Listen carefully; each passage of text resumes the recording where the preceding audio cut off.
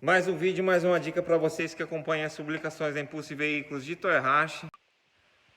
O cliente trouxe o carro para a loja, tá? E ele relatou que de manhã cedo ou no serviço dele, que ele saía de madrugada, ele ia dar partida, fazia um barulho estranho, né? Dava partida, né?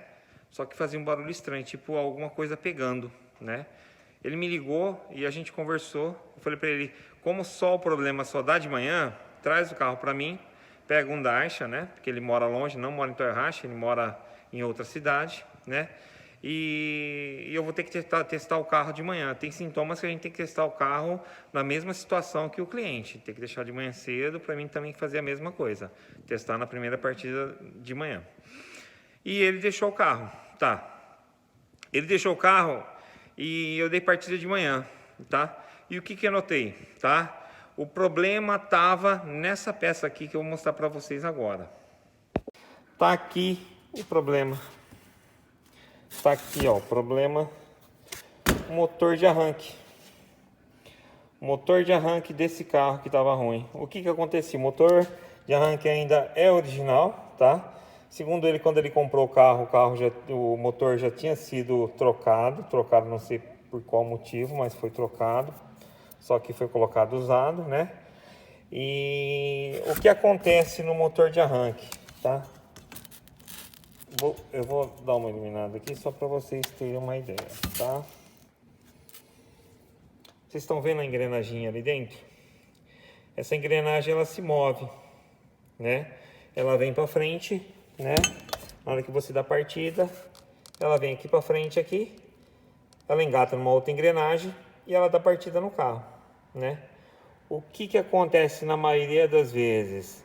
O retorno dessa engrenagem aqui, ela demora.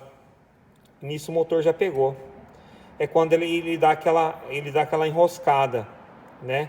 Como se fosse uma catraca enroscando assim. E é a hora que a pessoa sente o sintoma, né? Então, geralmente, quando é assim, é um motor de arranque. Não tem jeito, tem que trocar o motor de arranque. Não tem jeito, você substitui. E no caso dele, ele optou por colocar um recondicionado com garantia. Bom, problema resolvido, diagnóstico já dado para o cliente já tinha dado ok para pedir a peça e tudo mais. O carro já está pronto, já esperando o cliente para poder fazer a entrega do carro pronto já, feito o reparo, né? Nesses casos aqui, o carro geralmente quando é esse tipo de problema não tem jeito, o carro tem que ficar na oficina para a gente poder estar avaliando, fazendo teste, testando e tudo mais, né? Mas fica a dica para vocês, se caso acontecer, alguém tiver algum carro parecido, tá bom? E tiver com algum problema parecido com esse daí, tá?